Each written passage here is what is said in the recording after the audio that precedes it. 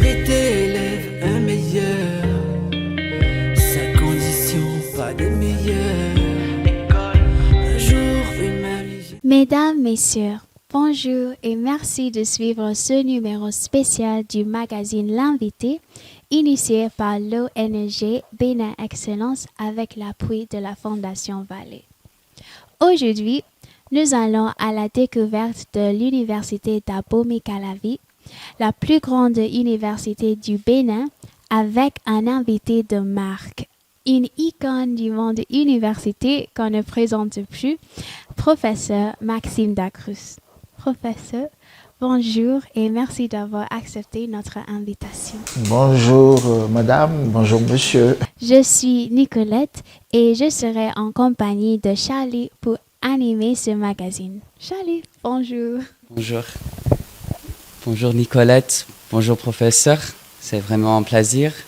Et nous sommes très honorés par votre présence à ce rendez-vous qui nous ramène à l'histoire de l'Université d'Abomey-Calavi. Et sans plus tarder, nous allons planter le décor avec la première question.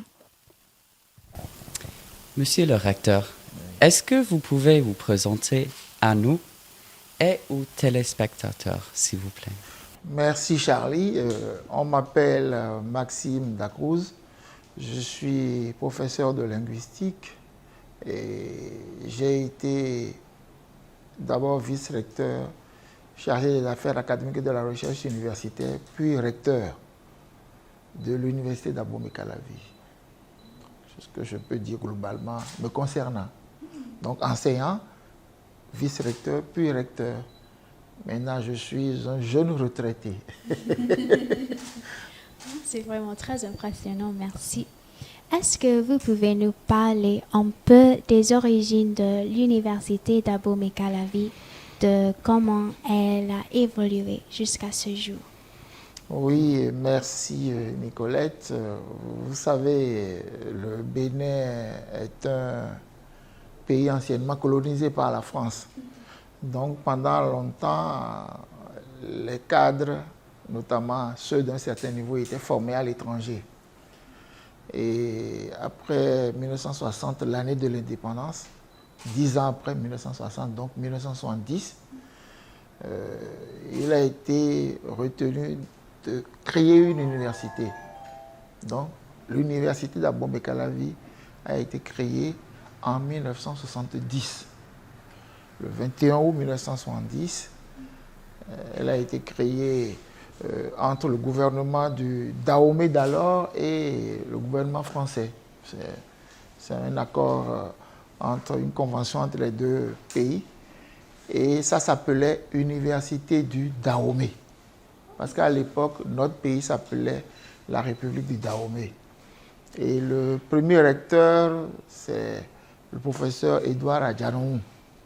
Professeur Édouard Adjanaou, c'est quelqu'un qui est connu dans le monde entier. Il a enseigné pendant longtemps, il a formé beaucoup de cadres en Côte d'Ivoire, mais il a fini sa carrière en France. Il était aussi à l'université de Bordeaux et il est mort à Bordeaux, il a déjà été enterré il y a quelques années. Donc c'est ce que je peux dire globalement.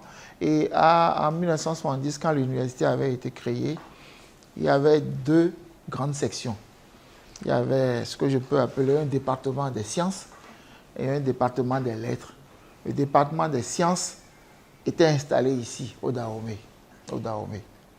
Et le département des lettres était installé au Togo. Donc c'était une expérience de panafricanisme déjà à l'époque, dans les faits, même si ce n'était pas pensé de cette façon en ce moment-là. Et puis à un moment donné, avec les revendications ici, parce que vous savez, le Bénin est un pays, l'ancien Dahomey, est un pays où les gens aiment beaucoup étudier. Évidemment, s'ils aiment étudier du primaire au secondaire, les besoins à l'université doivent commencer à s'exprimer. Donc, les cadres, beaucoup par militantisme, beaucoup par conviction, se sont battus pour que on n'ait plus juste un département, que ce soit une université de plein droit. Donc, c'est parti de là. Cette université, elle a vécu comme ça sous le nom d'Université du Dahomey, en abrégé UD. Et nous avons connu 2 ans après sa création un coup d'État qui a conduit à la révolution du parti de la Révolution populaire du Bénin. Il y a eu un coup d'État militaire en 1972 et le nom du pays a été changé en 1975.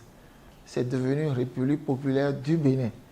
Et c'est suite au changement de nom du pays que l'université a été baptisée à nouveau. Elle a été rebaptisée.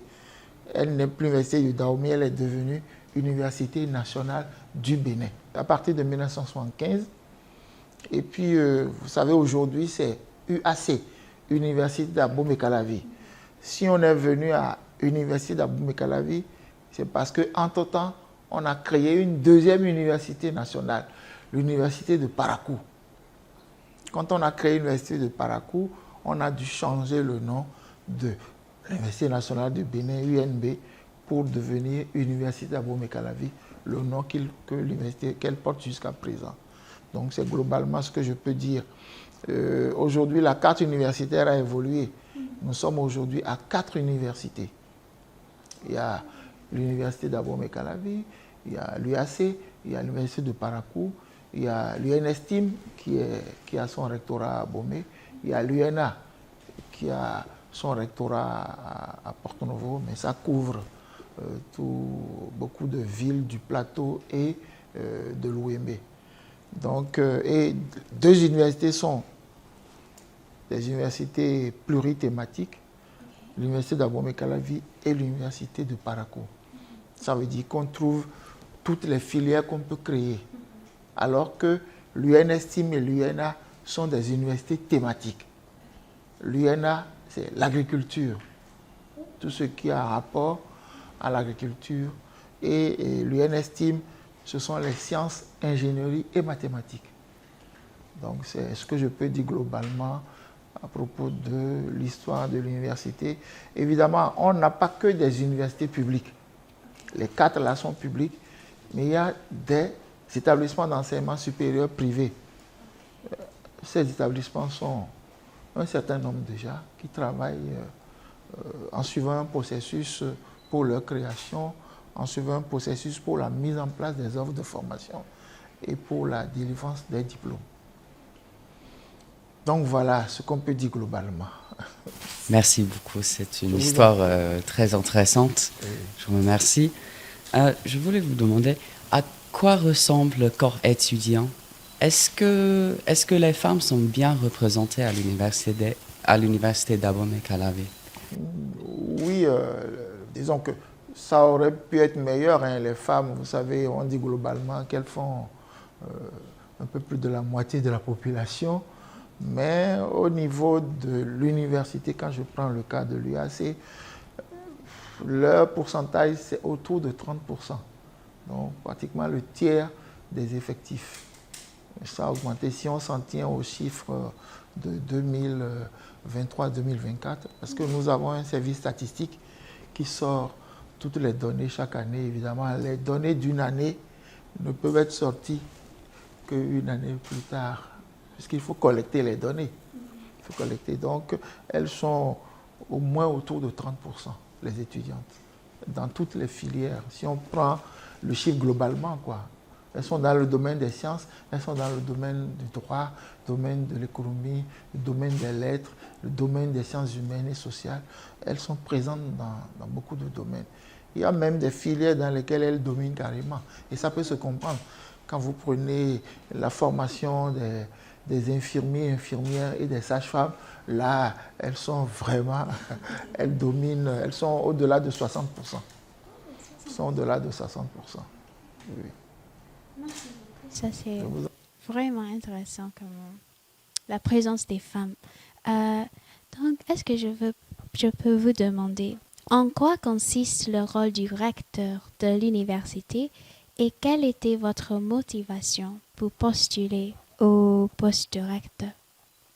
Vous savez, le recteur, avant de répondre précisément à la question, au niveau du Bénin, nous avons commencé à élire, le recteur et le vice-recteur ont commencé à être élus depuis l'année 2006.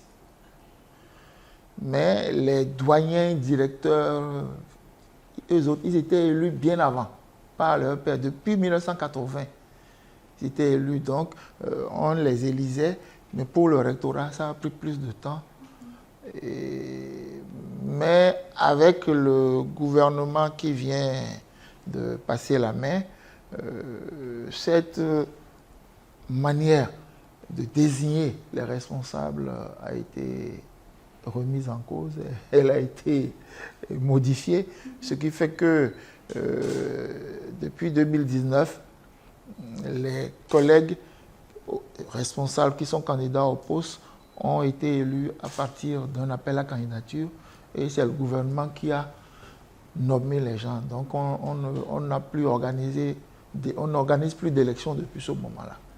Donc les gens déposent des dossiers, le gouvernement décide de qui va être recteur, qui va être vice-recteur, qui va être directeur ou doyen, vice-doyen ou directeur adjoint.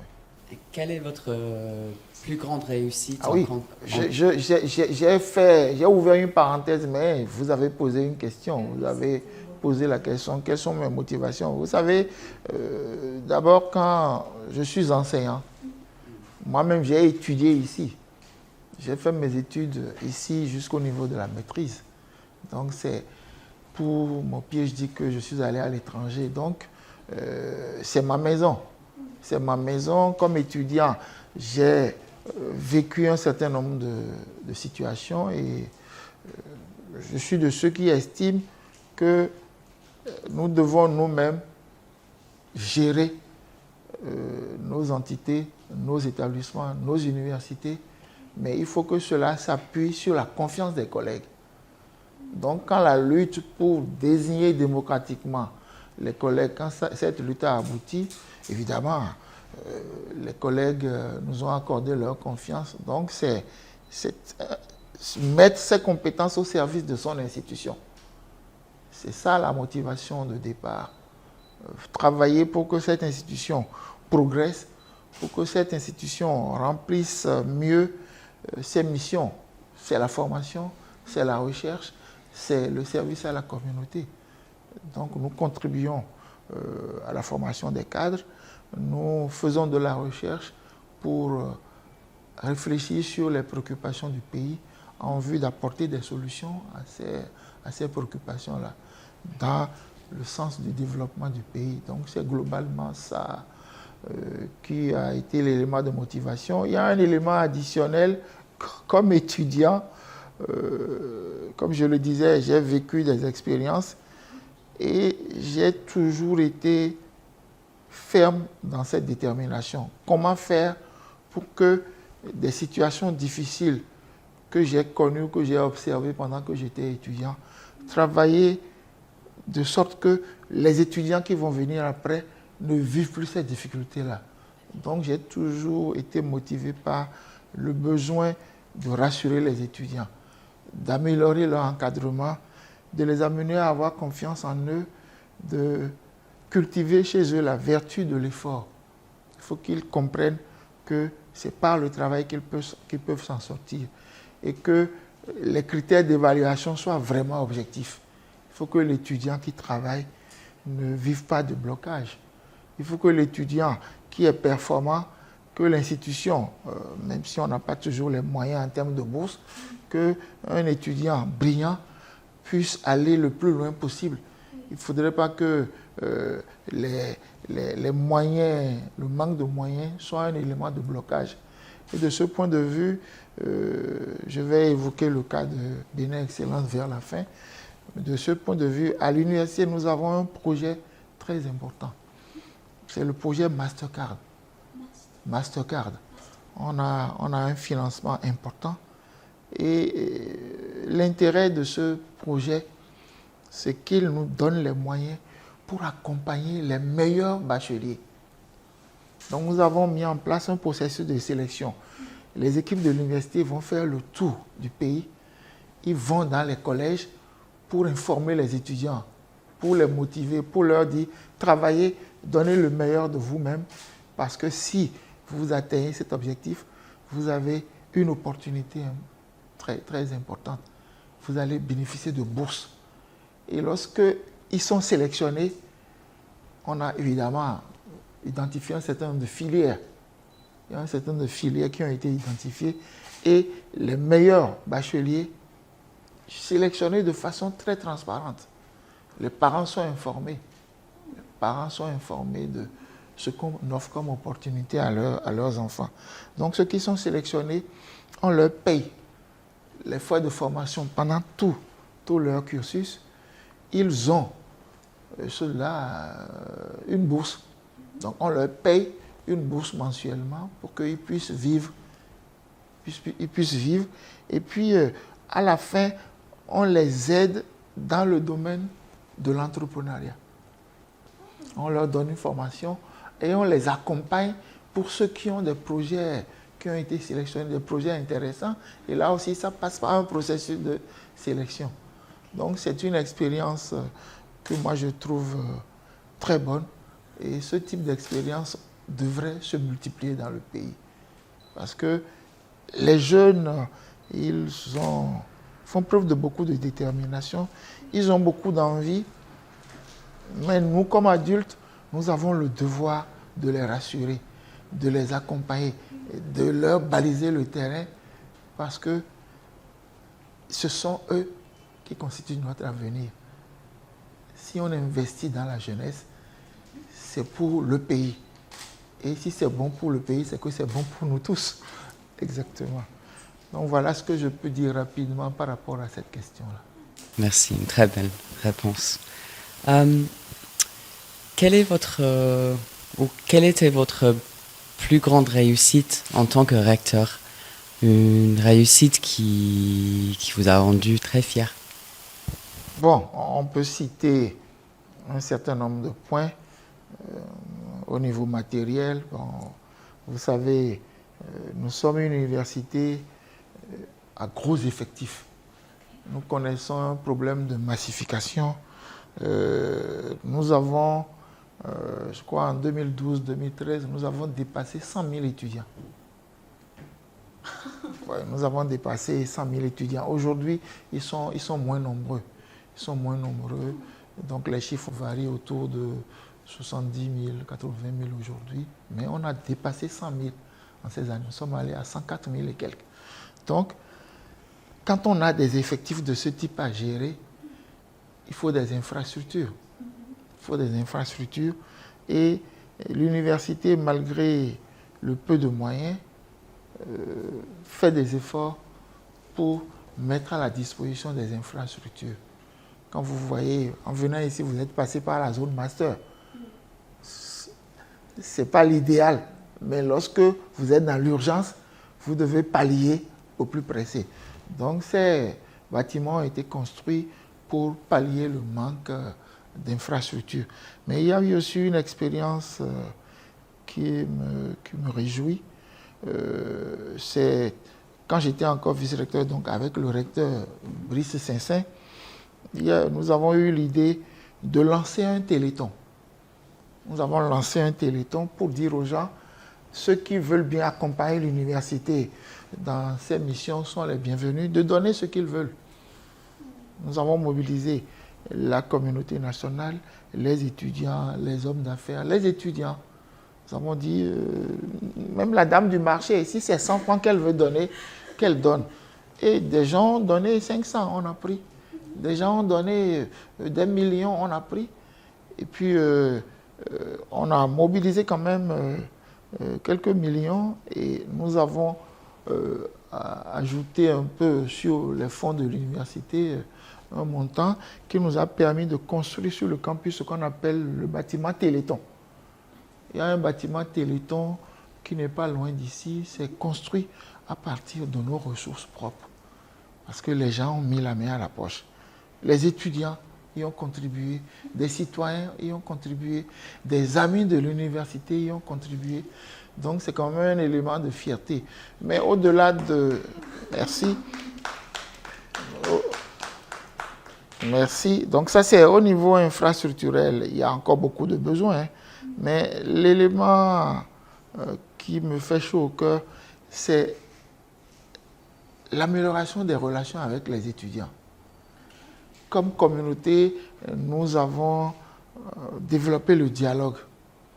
On n'est pas d'accord sur tout, mais il faut qu'on se parle. Et dans notre université, nous avons appris à nous parler. Pour moi, c'est la meilleure des choses. Quand un problème se pose, l'étudiant sait qu'il peut s'adresser à telle personne. Donc, les étudiants n'ont pas besoin de prendre rendez-vous pour venir nous voir. Moi, je reçois les étudiants sans rendez-vous. Je reçois même des non-étudiants sans rendez-vous. S'il vient et que je suis libre, je le prends, je l'écoute. S'il y a une solution à lui apporter, je la lui donne. C'est comme ça. Donc, pour moi, réussir à lever les obstacles, à établir des passerelles, parce que nous sommes tous les acteurs de l'université. Il n'y a pas d'université sans étudiants. Il n'y a pas d'université sans enseignants. Il n'y a pas d'université sans personnel administratif. Il faut qu'en tant que communauté, nous puissions nous parler les uns les autres, nous écouter et comprendre que c'est de nous que les solutions doivent venir. Faisons l'effort de chercher les solutions à notre sein. Si nous atteignons nos limites, nous pouvons aller nous adresser à des autorités à un autre niveau, nous adresser à des partenaires comme Bénin Excellence. Donc, c'est vraiment cette interaction-là qui me réjouit le plus. Oui. Vraiment, je suis d'accord, ça c'est vraiment une réussite très importante. Et comme une étudiante, je suis très reconnaissante qu'il y a des choses comme ça qui existent ici au Bénin. C'est vraiment très important. Pendant votre mandat, y a-t-il eu de nouvelles écoles créées et combien d'écoles, facultés et entités comporte l'université d'Abomey-Calavi aujourd'hui? Bon, l'université d'Abomey-Calavi compte aujourd'hui, je dirais, une quarantaine d'établissements. Il y a les facultés, les écoles, les instituts globalement. Il y en a 42, vous voyez. Maintenant, l'élément le plus important, la création d'établissements, il y en a eu. Ça ne se fait pas, ça suit un processus. Parce que c'est le ministère, c'est le gouvernement à travers le ministère qui crée les établissements. Donc, le rectorat peut les initier. Mais il faut que ça réponde à des besoins. Il faut que ça réponde à des besoins. Et pendant que nous étions en fonction, il y a eu beaucoup d'établissements qui ont été créés. Vous voyez, quand vous prenez aujourd'hui l'Institut qui forme les acteurs du monde culturel, l'Institut national des métiers d'art, archéologie de la culture, ça forme les gens pour le théâtre, pour le cinéma, pour les arts de la scène, il y en a. On a créé un institut pour le volontariat, parce que nous avons fait une expérience qui a consisté à envoyer nos étudiants dans les administrations, même dans les marchés, pour aller aider les femmes de marché à gérer, par exemple, leur comptabilité. Et cette expérience, il y a eu un retour très favorable qui nous a amené à créer une institution qui les forme. L'institution est là. Maintenant, mais là où c'est plus visible, les initiatives sont plus visibles, c'est dans les offres de formation. Parce qu'on peut, à l'intérieur d'un établissement, introduire une nouvelle offre de formation sans changer la nature de l'établissement. On actualise les textes. Vous voyez, on a créé aussi, je parlais d'établissements dans le domaine des arts de la scène, on a créé aussi un institut d'informatique. Aujourd'hui, avec l'évolution du numérique, on a une institution qui forme les gens dans le génie logiciel, dans la programmation, dans les métiers de l'informatique. Il y a d'autres dispositions qui ont été créées, mais aujourd'hui, nous avons à l'université, que ce soit de la licence jusqu'au doctorat, nous avons plus de 400 formations. Nous avons plus de 400 formations. Nous avons plus de 400 formations. On peut dire qu'au niveau de la licence, nous avons globalement 160 à 170. Au niveau des masters, nous en avons un peu plus à faire, autour de 190. Au niveau du doctorat, évidemment, un peu moins, puisque ça doit synthétiser tout ce que se fait au niveau du master. Donc, on a plus de 400 offres de formation aujourd'hui à l'université. On a vraiment l'embarras Ah oui. Évidemment, le souci, c'est de répondre. Il y a une réflexion permanente par rapport au monde du travail, par rapport aux besoins des entreprises, par rapport aux besoins pour le développement. Donc, quels sont les besoins d'aujourd'hui? Et l'université a l'obligation de s'adapter, de répondre. Déjà, quand on forme les gens, aujourd'hui, nous sommes dans la professionnalisation. Dans la professionnalisation, même dans les filières que l'on considérait comme étant classiques, non, tout le monde, l'étudiant qui est en philosophie, l'étudiant qui est comme l'étudiant qui est en sciences naturelles, l'étudiant qui est à l'école polytechnique, ils ont besoin d'aller dans le monde du travail pour aller en stage. Vous voyez? Et cette interaction entre le monde de l'entreprise et nous, ça permet de capter les besoins et de nous adapter. Donc si demain il y a de nouveaux besoins, on va initier des filières. Et il faut même anticiper. Il faut anticiper au-delà de ce qu'on constate. En observant sa société, on peut dire, en observant la manière dont les gens se comportent, bientôt on aura tel et tel besoin. Il ne faut pas attendre que les besoins soient présents pour initier des formations. Donc, ces interactions, ce besoin d'actualisation, il est permanent, ce besoin d'actualisation. Vous avez parlé de les besoins qui informent la décision d'introduire des nouvelles facultés, entités. Est-ce qu'il y avait une fois l'occasion de fermer une faculté à cause de une manque de besoin de ce domaine champ dans le monde du travail?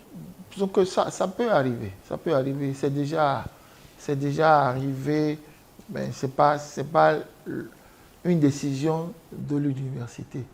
C'est une décision qui est arrivée d'en haut, où on a fermé une formation. Sinon, l'université, ce n'est pas une question tabou. Hein.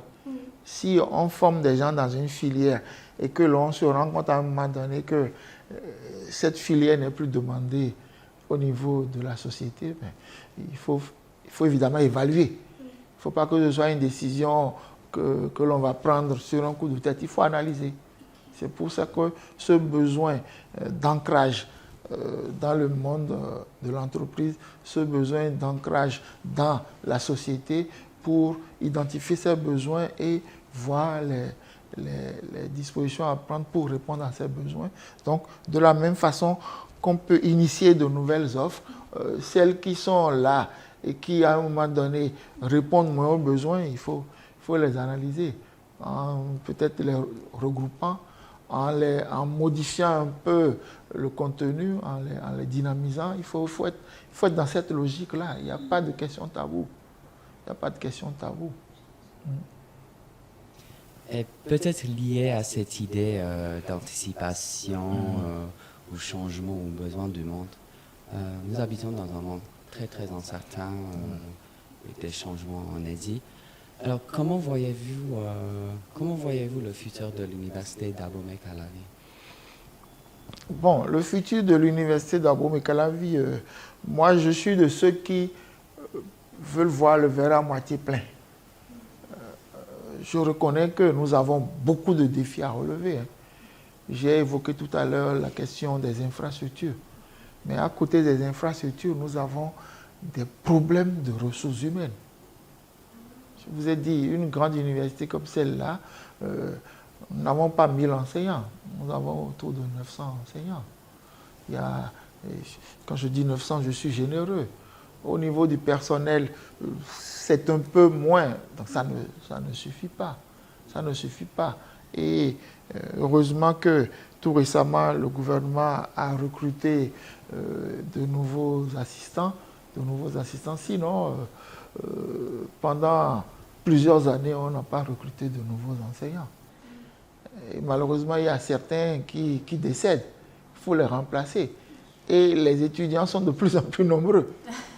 Les étudiants, déjà que en termes d'encadrement, le ratio n'est pas bon.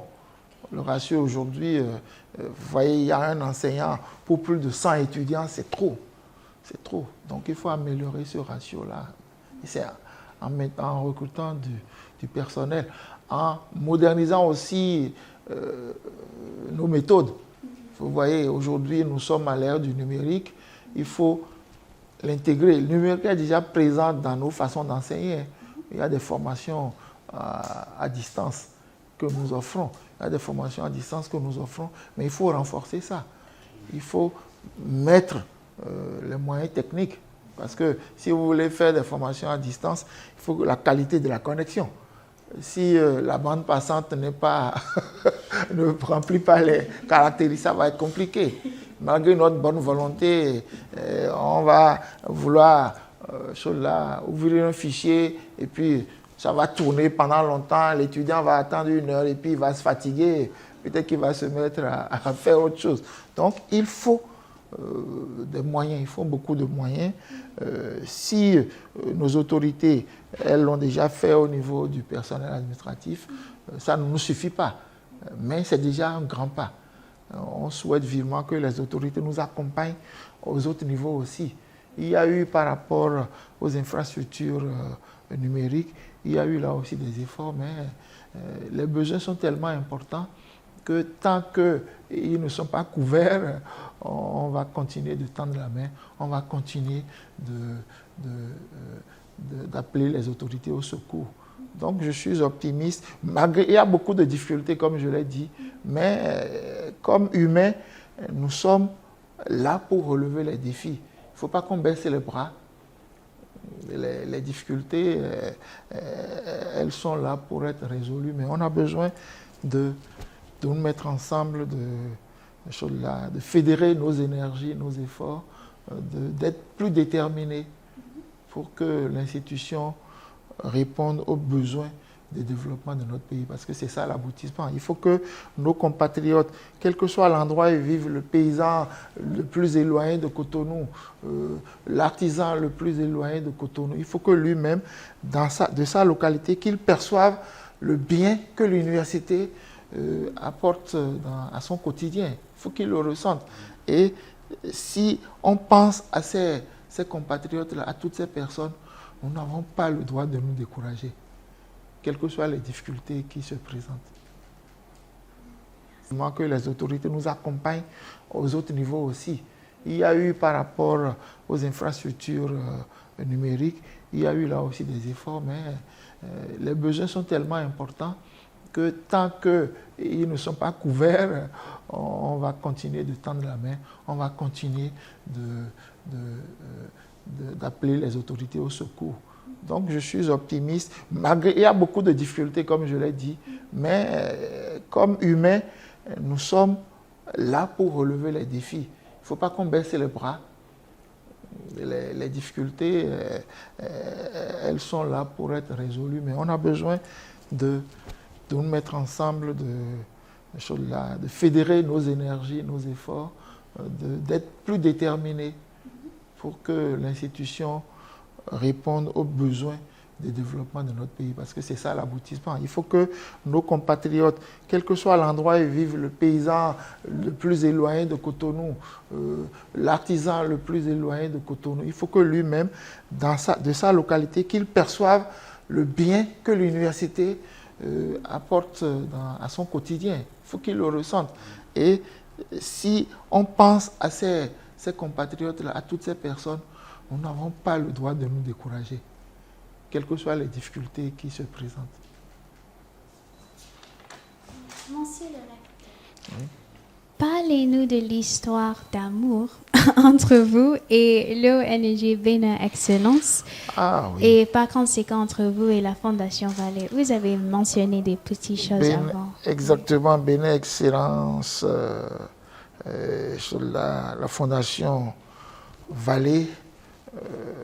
Je devrais avant tout remercier le professeur Oudon Vallée, parce que je me rappelle comme c'était hier, il est venu à l'université avant même que Bénin Excellence ne soit mis en place.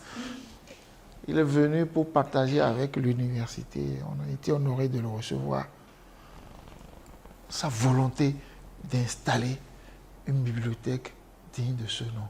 Et pour l'universitaire que je suis, c'est un bijou.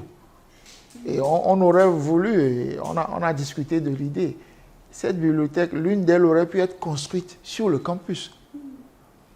Mais c'est déjà bon, l'université est au milieu de la société, elle est au service de la société, et si l'infrastructure peut profiter à d'autres compatriotes, c'est tant mieux.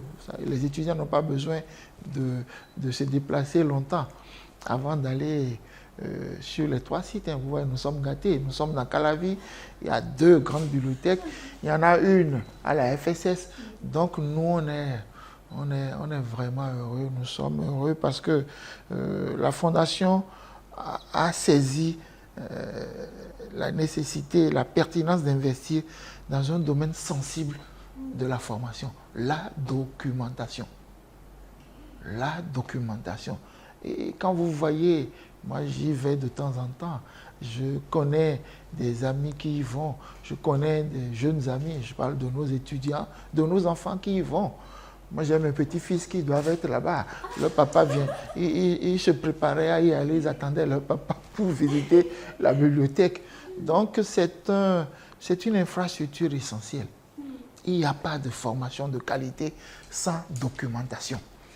Et Bénin Excellence, on lui en sera reconnaissant à vie, a compris ce besoin essentiel. Et Bénin Excellence ne s'est pas arrêté au niveau des idées.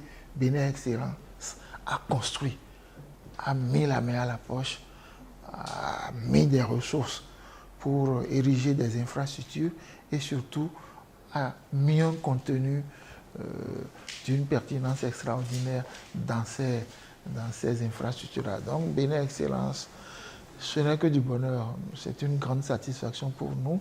Et cette satisfaction est d'autant plus forte que j'ai eu le bonheur de découvrir, avant Larissa, j'ai retrouvé mon jeune ami Espérant.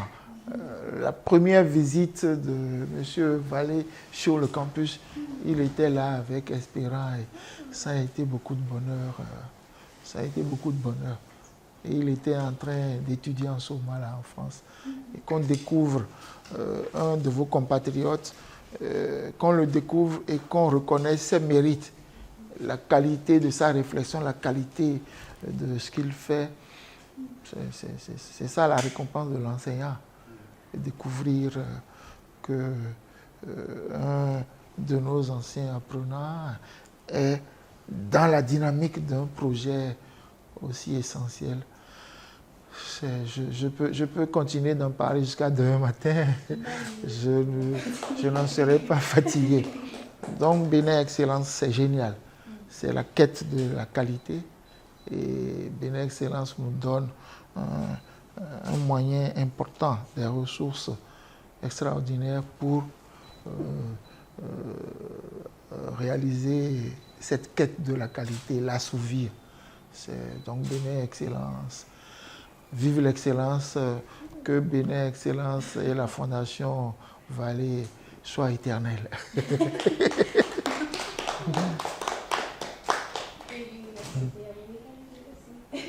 Ah oui, merci.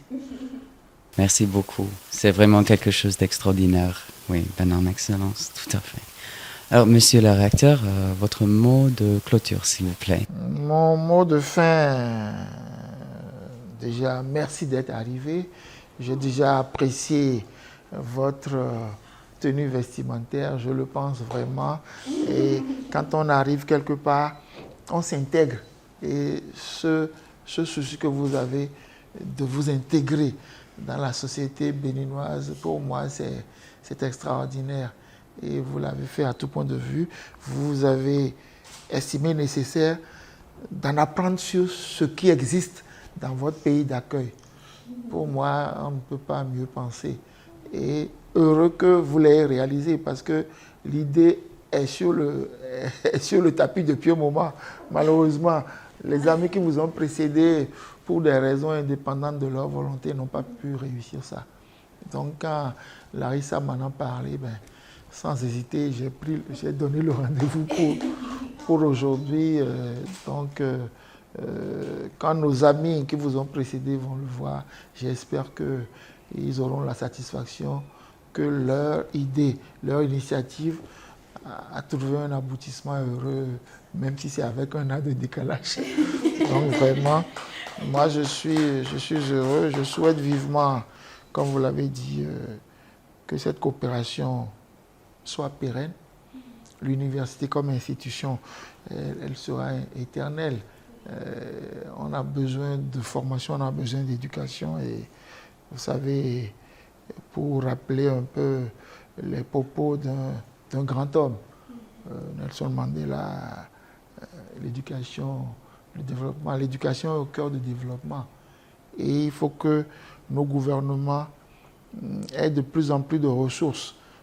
Ils se battent déjà, nos gouvernements, mais on a besoin de plus de ressources pour relever le défi de l'éducation. Parce qu'une société, si elle veut aller de l'avant, le premier domaine dans lequel cette société doit investir, c'est dans l'éducation. L'éducation dans tous les domaines qui sont importants pour la société, dans les domaines techniques, dans le domaine des sciences humaines et sociales. C'est important parce que tout ça là est pertinent. Je ne suis pas de ceux qui se disent, bon, celui-ci est inutile, l'autre l'est moins, c'est pas bon. On a besoin de tout le monde. Il suffit qu'on se donne la peine d'écouter l'autre, de faire attention à ce qui le préoccupe. C'est ensemble que nous sommes forts. Donc, Bénin Excellence, la Fondation Vallée, l'Université d'Abomey-Calavi, le système éducatif béninois, c'est ensemble que nous sommes plus forts.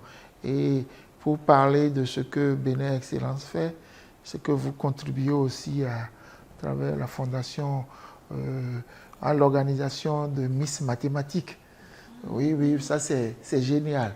J'en ai été témoin. C'est une activité à laquelle vous savez, l'Université d'Abomey-Calavi est impliquée dans ça. Et avant, il y avait le CAEB. Maintenant, la Fondation est venue renforcer ça. Donc, vous voyez que je suis un homme comblé. Vraiment, merci. Ça a été un moment d'échange. Je voudrais vous féliciter, vous remercier d'être venu vers nous et féliciter votre équipe technique qui était là. Ça, ce sont des choses auxquelles on ne prête pas souvent attention. Ils étaient là, madame et monsieur, ils étaient là, ils attendaient bien avant l'heure. Ils sont venus bien avant l'heure et puis dès que je suis arrivé, l'équipe est arrivée ici et puis nous avons commencé. Le temps, c'est de l'argent. Et si on fait ce qu'on a programmé, ça nous permet de passer à autre chose. On a tellement de choses à faire dans une journée, mais si on se croise les bras, on aura l'impression que la journée devient le mois. Alors que si on travaille, on ne voit pas le temps passer.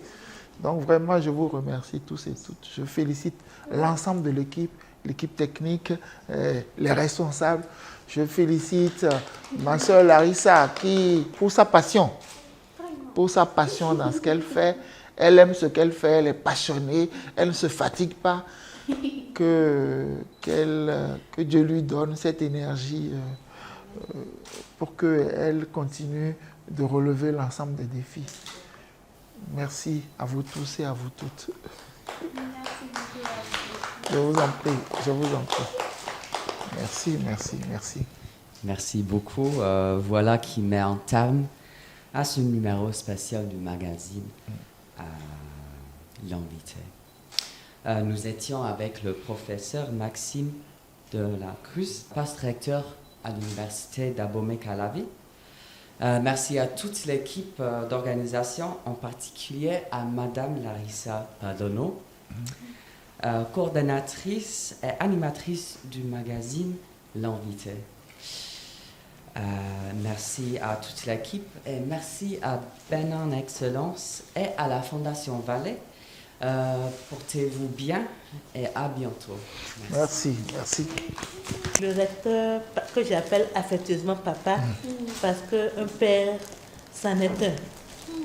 C'en est un parce qu'en tant que professeur, il n'a jamais ménagé d'efforts pour écouter les étudiants que nous étions, à la place de tous les autres amis de Bénin Excellence qui ont été ces apprenants, au nom de Bénin Excellence de la Fondation Vallée, au nom du directeur de la Fondation Vallée, Dr. Espérance Padonou, qui a été aussi son apprenant, au nom de plein de nos collègues qui ont été encadrés par lui, je voudrais vraiment lui dire merci. Et ça, c'est un geste symbolique. Papa. Exactement. Merci beaucoup. Merci beaucoup, merci beaucoup. Alors, il y a autre chose. Ah, d'accord. Il y a quelque chose qui m'impressionne beaucoup chez le recteur, c'est que quand on le sollicite, malgré son agenda, son âge et tout, il n'hésite pas à être là. L'année passée, on l'a invité à la restitution de l'EJ Junior. Il était là. Et la revue est prête. Merci beaucoup. Voilà, on lui a apporté son Merci, vous voyez. Me voici, c'est vrai. Espérant est là. Voilà, le professeur Olo est là. Voilà. Ah, mais ça c'est génial. Ça, c'est votre exemplaire. Merci beaucoup. Vous voyez que je suis gâté. Merci beaucoup, merci. Fred était élève un meilleur.